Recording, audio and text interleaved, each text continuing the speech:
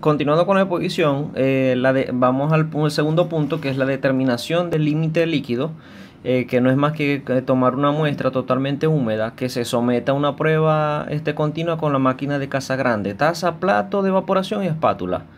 Esta muestra se coloca en el plato de evaporación, y pues sobre una base firme se procederá a realizar golpes con una frecuencia determinada y se selecciona aproximadamente 10 gramos del material que se junta en el fondo para determinar la humedad.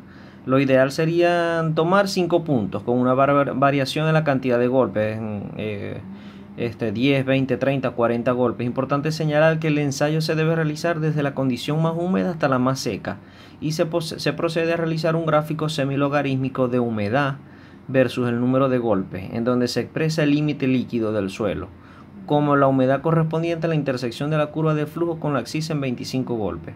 Existen variaciones de este método. El primero es el método por un punto. Este método se aplica principalmente en control de faena. El procedimiento es muy similar al anterior, solo que ahora el número de golpes va de 20 a 30 para cerrar la ranura, y la humedad de la muestra debe tomarse de la prueba aceptada. Una vez determinado el contenido de humedad, el punto obtenido se debe confrontar con la curva de flujo predeterminada para el tipo de suelo.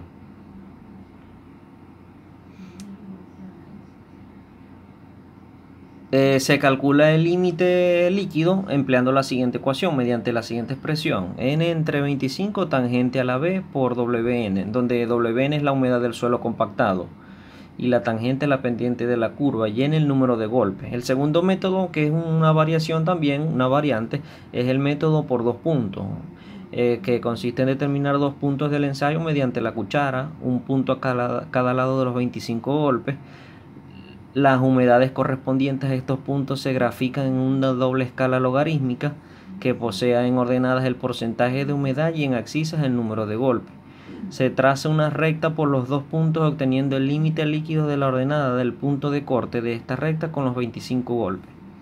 Y el tercer método es el método del cono, en donde se utiliza un cono de 75 gramos, el cual es penetrado en el suelo y el límite es definido como la humedad del suelo cuando la penetración es de 10 milímetros. Es factible en suelos poco plásticos. Para evitar efectos dinámicos, se frena la caída de peso hasta 10 segundos después del comienzo del ensayo. Aquí termina el punto número 2, determinación del límite líquido.